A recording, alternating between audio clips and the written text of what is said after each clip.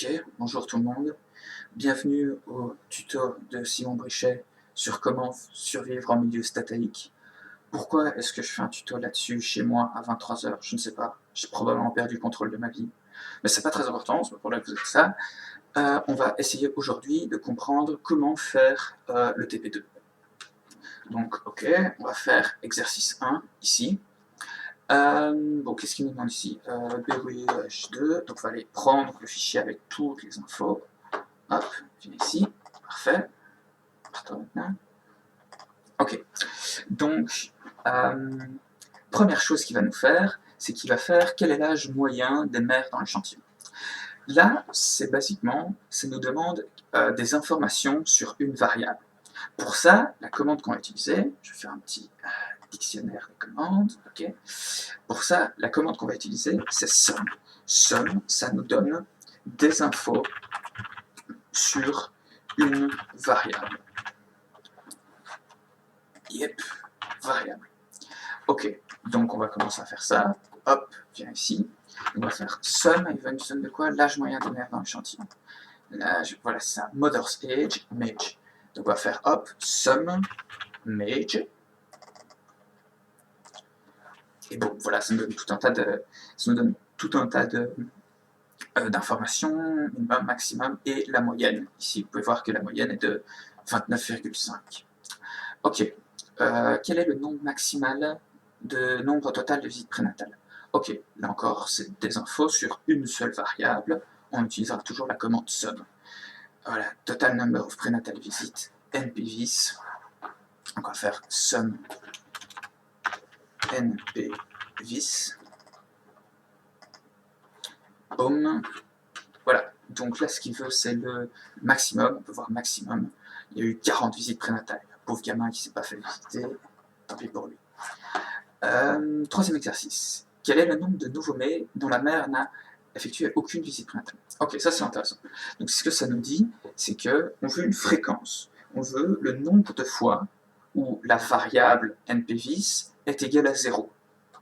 Pour ça, on va utiliser une nouvelle commande, une commande qui s'appelle tab.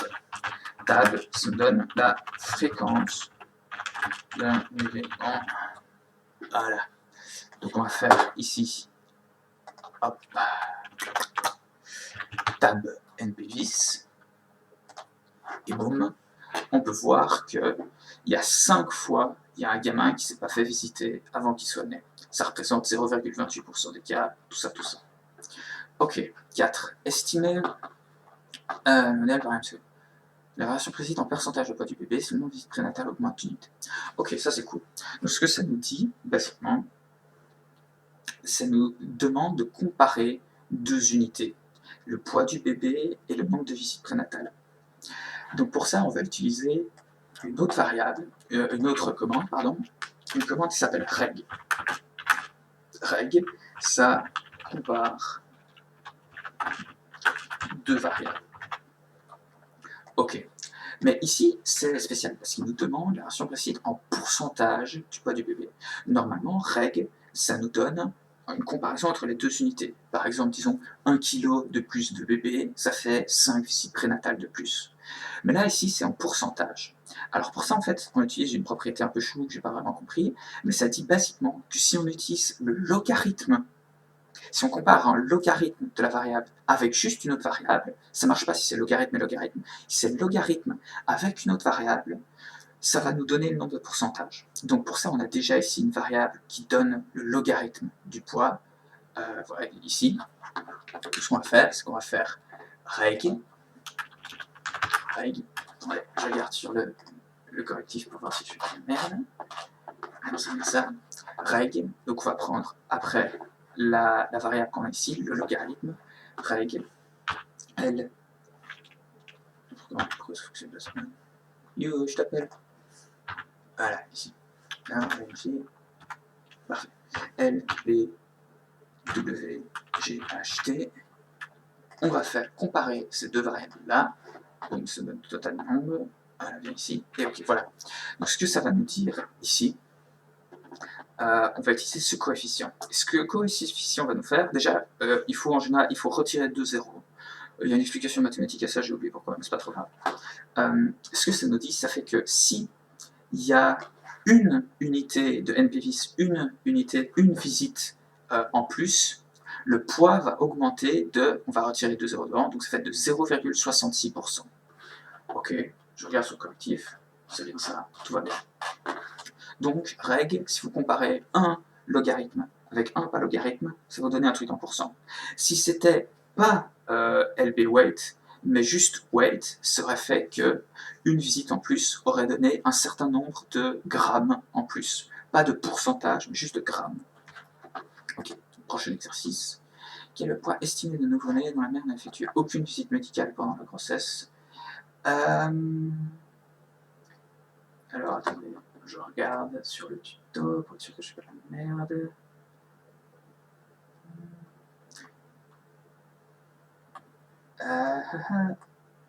Ah ouais, c'est ça. Ok, donc ce que Reg va nous donner, ça va nous donner aussi un truc sympa.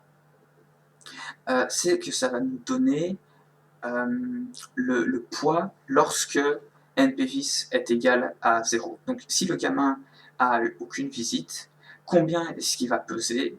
Combien est-ce que LB weight va faire? LB weight va faire 8,0366. Cette valeur, ça nous donne ça.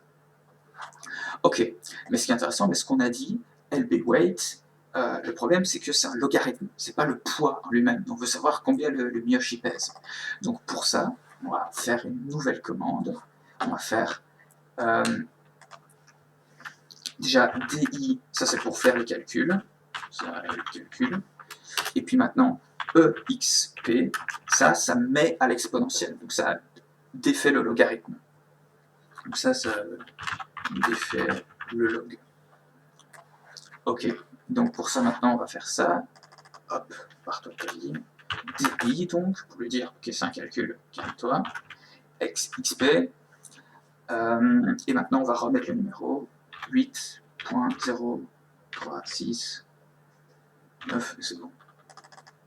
On va calculer, on va voir que le gamin en général il va peser, il va pas peser 3093 kg, c'est des histoires. Ah ouais, non, c'est en grammes. Ok, donc il va bien peser 3093 grammes, il va peser 3 kg. Ok, parfait. Exercice 2. Est-ce qu'il y a un truc intéressant à faire dans l'exercice 2? Je regarde le cheat code. Ah ouais, ok. Donc, on est reparti. Find the average salary and the average... Ok, donc ça, on doit juste trouver le salaire moyen et le tenure moyen.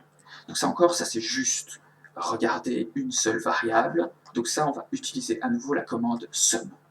Donc attendez, est-ce qu'on va utiliser quoi ici? COCL data. Ici, pouchou pouchou. Hop, ici, pouchou, parfait. Donc, voilà. Ok, les variables, c'est ça. Donc on veut voir ce que ça va nous donner le salaire. Hop. Bon, on voit que le salaire moyen est de 854. Je ne sais pas si c'est exprimé en combien. En milliers de dollars. Wow, il se fait un fric monstre. Et l'autre, c'est CO10 pour le nombre d'années de tenure. CO10. Hop, ça nous donne à nouveau la moyenne ici. Ok, donc combien de CEO viennent de commencer à 0? Donc combien est-ce qu'il y a de variables CO10 qui sont égales à 0? Pour ça, ok, on va donc à nouveau, là ce qu'on fait c'est qu'on veut savoir à quel point un événement arrive souvent. Donc pour ça on va utiliser tab. Donc on va faire hop, tab CO10,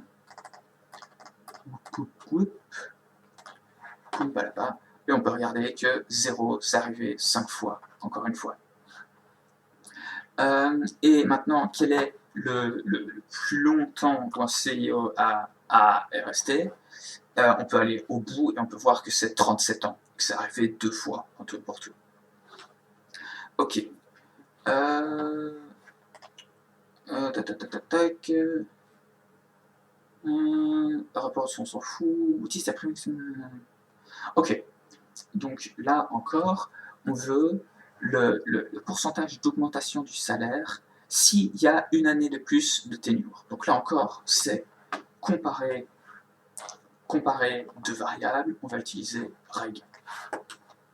Alors, hop, attends, c'est ça. Et ici, ils vont encore avoir un pourcentage. Donc, c'est-à-dire qu'on va essayer d'utiliser un logarithme.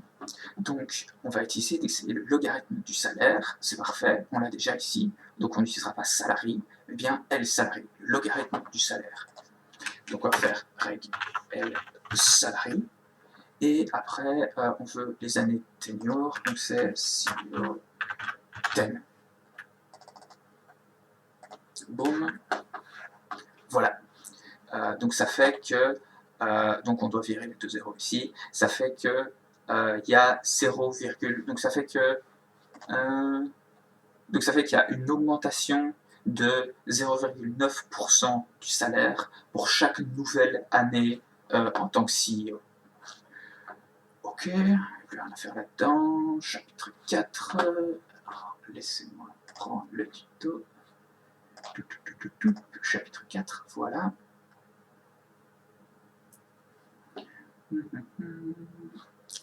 Alors, find the average salary and average IQ. Ok, bah ça c'est toujours la même chose. Alors, c'est quoi le truc? Wage 2.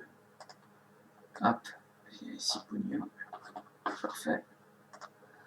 Average salary, average IQ. Bah, ça vous connaissez, c'est donc, on a utilisé, c'est pour avoir des informations sur une seule valeur, donc c'est sum. Donc sum IQ. Hop, clac, boum. On voit que la moyenne du QI est de 101. C'est normal, normalement le QI est fait pour avoir une moyenne à 100. Standard deviation, ouais, donc ils disent que normalement on devrait avoir une standard deviation qui tourne autour de 15, c'est bien ce qu'on a, tout va bien. Ça tourne autour de 100, ça tourne autour de 15, tout est parfait. C'est pas comme si le QI fallait dire quoi que ce soit. Je sais, j'ai testé, j'ai eu 3, et ça veut rien dire. Ma maman a dit que j'étais très intelligent. C'est quoi le prochain truc? Regression model. When 1 point increase in IQ, change wage by a constant dollar amount. Donc là encore, là on va comparer deux valeurs.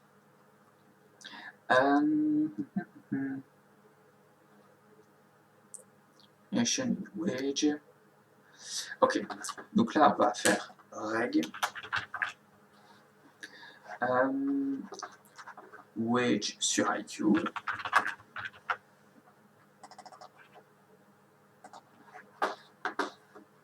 Donc génial. On peut voir qu'une augmentation de 1 point de QI va avoir une augmentation de wage de 8, normalement. Et maintenant, en fait, après, mais donc ça nous donne pas des pourcentages ici. Ça nous donne bien s'il y a juste son wage qui augmente de 8. Mais maintenant, on veut calculer avec les pourcentages. Donc pour ça encore, on va augmenter, on va calculer avec un logarithme. On va aller chercher un logarithme. Il doit y avoir un LWage qui traîne. Là, LWage. Donc au lieu d'utiliser juste wage, maintenant on va avoir les pourcentages. On utilise un logarithme. On utilise reg, tac, tac. Parfait. Donc ça nous dit que là, alors, pour chaque point de QI en plus, on vire les deux zéros, ça augmente les wages augmentent de 0,8% en plus. Ok, donc ça c'était le chapitre 4. Chapitre 5, on s'en bat les couilles. Chapitre 6. Hop. J'ai un deuxième écran, parce que voilà, c'est Pimp, que je regarde les copies en dessus. Ah ouais, celui-là il est chelou. Question, on s'en fout. Question 2, on s'en fout aussi. Ok, alors, c'est MERP3 93. Viens voir. Clac. Ok. Estimated equation. Bon, ici on veut juste avoir le sample size et R squared. Ok. Donc ici, ce qu'il va nous demander basiquement, c'est de comparer à quel point on dépense de l'argent dans l'école, expend, si ça va avoir des résultats sur, si ça va avoir une influence sur les résultats en maths. Donc ça c'est donc on compare deux valeurs. N'oublie pas, on compare deux valeurs, on utilise reg. Donc c'est ce qu'on va faire. On va utiliser reg, donc les résultats de maths 10, et puis après, donc sur, bon, ici, il spécifie bien le logarithme de expand, donc il doit y avoir un lexpand qui traîne quelque part, voilà, lexpand, c'est bien le logarithme de expand, lexpand. Donc on voit bien que si on augmente de 1 l'expand, on augmentera le pourcentage de score de maths de 11,643. Attention, c'est important, on n'augmente pas, si basiquement les étudiants avant ils faisaient 50%, maintenant ils ne font pas 61%. Maintenant ils font 11% de 50% en plus. Donc, c'est-à-dire quelque chose comme 55 maintenant, 55%. Donc c'est le truc avec pourcentage, point de pourcentage. Voilà, c'est comme ça que ça fonctionne. Si j'avais utilisé juste expand et pas lexpand, voilà, là il y aurait eu une augmentation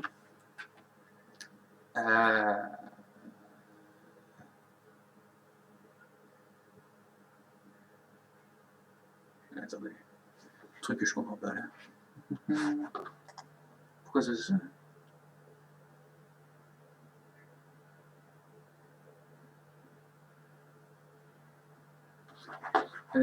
Pourquoi ça c'est un aussi cross score, Angela?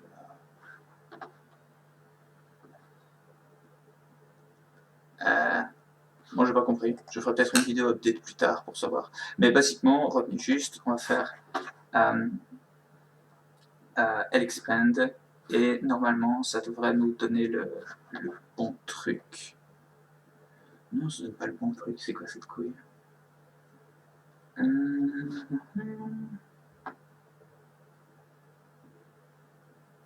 Ah ouais, ok, non j'ai compris, c'est moi qui suis stupide. Basiquement, ouais. En fait, il y a toute une formule là-dedans. C'est pas un rapport direct, parce qu'il faut prendre le B0 plus B1 fois lexpand plus U. Donc il y a toute une formule à faire. Mais on peut calculer, regardez bien, vous voyez ici le 11.16, c'est bien le 11.16 qu'on se trouve là. Donc ce que ça va faire, c'est que logarithme d'expand, ça va bien nous donner la valeur ici qu'on va devoir mettre en B1. Ok. Donc voilà. C'est absolument pas clair comme explication, mais c'est pas cool dans la tête. Ok, et maintenant pour l'exercice 5, celui-là il est tendu du slip. Ouais, donc ça il faut juste replacer le 11,6 dedans.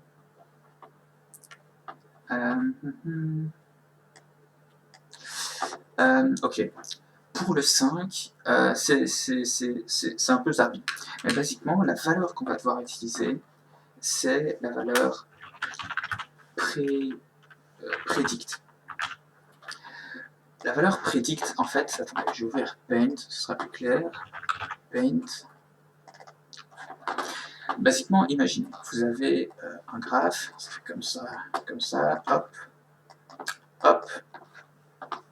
Et vous avez tout un tas de hop, et tout un tas de points dessus, tac, tac, tac. Et vous avez normalement votre droite de régression qui fait à peu près comme ça. Voilà, ça va montrer comment les points augmentent au fur et à mesure. En fait, ce que lexpand va faire, c'est qu'il va prendre cette droite de régression, tac, tac, donc il va prendre cette droite de régression, et il va créer plein de petits points dessus. Alors, pourquoi c'est utile de faire ce genre de truc? Eh bien, c'est utile spécialement pour le cas qu'on va faire ici. Basiquement, ils ont peur que si on fait les calculs, on arrive à un moment où le score en maths est supérieur à 100%. Donc qu'est-ce que ça veut dire? Imaginons, on avait un truc, on avait tout un tas de points comme ça, un truc comme ça. On aurait une moyenne qui fait un truc genre comme ça. Vous voyez, la droite de régression, elle ferait un truc comme ça. Mais ça, c'est chiant, parce que ça veut dire que, imaginons, on peut dépenser entre 1 et 10 dollars. Ok, on peut faire ça ici. On peut dépenser entre 1 et 10 dollars. Et ça va augmenter notre pourcentage, ça va augmenter le score des élèves. Ici, il va jusqu'à 100. Donc imaginez, en 1, ils ont genre 5, c'est étanche, et en 10, si on dépensait 10 dollars, ils auraient en moyenne genre 80. Imaginons qu'on ait un graphe tout claqué au sol comme ça, on verrait qu'en 1, ils ont genre 5 ou 6, mais en 10, ils auraient genre 3 milliards de pourcents. C'est useless comme truc. Donc on veut être sûr que c'est pas ce qui va se passer avec le graphe. Donc pour ça, on va utiliser tous ces petits points ici.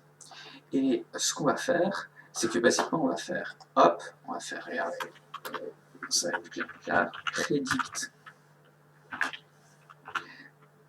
math, on va appeler ça math 11. Et après, on va faire sum math 10 et math 11. Non, je fais la merde. Math 10, math 11. Hop. Ah ouais. Et d'abord, il faut... Ouais. Hop. Ah oui, merde. D'abord, parce que d'abord, il faut lui dire quelle droite de régression est-ce qu'on va utiliser. La droite de régression qu'on va utiliser, c'est entre ma 10 et l'expand. Et maintenant, je vais faire hop, predict ma 10, 11, et après, montre-moi les résultats. Bon, ok, ça va nous donner tout cela. Comme vous pouvez le voir, math 10 et math 11, il y a pas mal de trucs qui se ressemblent. Ils ont exactement la même moyenne. Ça fait du sens parce que cette courbe-là et cette courbe-là, leur moyenne est la même. Elle est au centre normalement. Hop, le truc a généré ces points intelligemment et a fait en sorte que si on refait la même moyenne, si on refait la moyenne des points là et des points ici, ça donne exactement la même moyenne. Et ils ont le même nombre d'observations parce qu'il a mis le même nombre de points aussi. Par contre, évidemment, Math 11 a une variance beaucoup plus faible, parce que ça varie pas beaucoup ici, tandis que là, ça varie du slip. Ici, tous les points sont bien mis proprement sur la ligne, donc ça varie pas beaucoup. Et forcément, le minimum et le maximum vont être très différents, parce que ici, on peut avoir, genre voilà, on peut avoir un point qui est tout là et un point qui est tout là au-dessus. Donc les minimum et le maximum, c'est très bien, tandis que là, les points ils sont bien mis sur la ligne, les minimum et le maximum restent bien sur la ligne. Donc hop, ça marche mieux.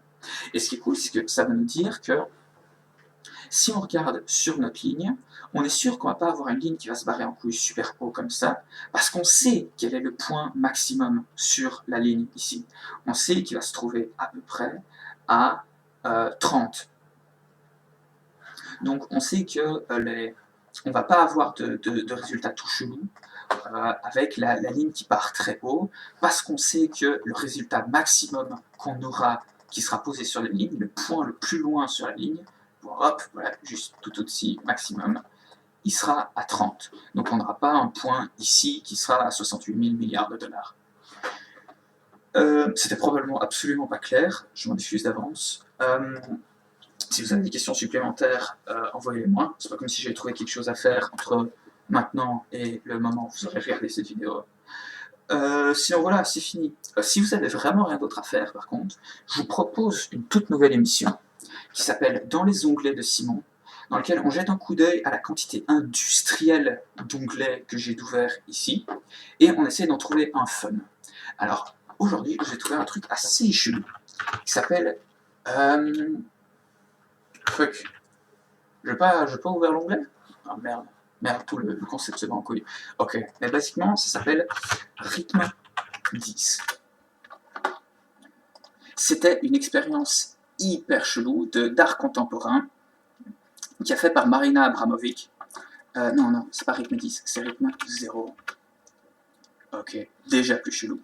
Et basiquement, le principe, c'est qu'elle mettait plein de gens dans une salle, et devant elle, elle déposait tout un tas d'objets. Il y avait genre du parfum, des fleurs, tous des trucs sympas, et également genre un couteau, un gun, des ciseaux, ce genre de choses-là. Et le but, c'est qu'elle n'allait absolument pas bouger, pas dire un mot, pas changer d'expression pendant genre 6 heures.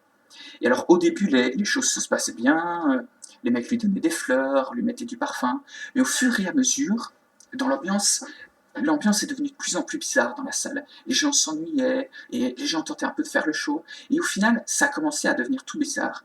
Par exemple, ils lui ont coupé ses vêtements, il y a un type qui l'a fait saigner à la gorge, pour après, genre, lécher son sang, un truc trop bizarre. Ils lui ont enfoncé des épines dans la poitrine, et ça a été jusqu'à ce qu'il y ait un moment, un mec qui prenne un gun, dans lequel il y avait la balle, et lui mette sur la tempe, enfin sur la gorge ici. Et c'est parti en cacahuète, les types se sont battus, il y a certaines personnes qui ont commencé à tenter de faire un mur protecteur autour d'elle pour tenter de la protéger.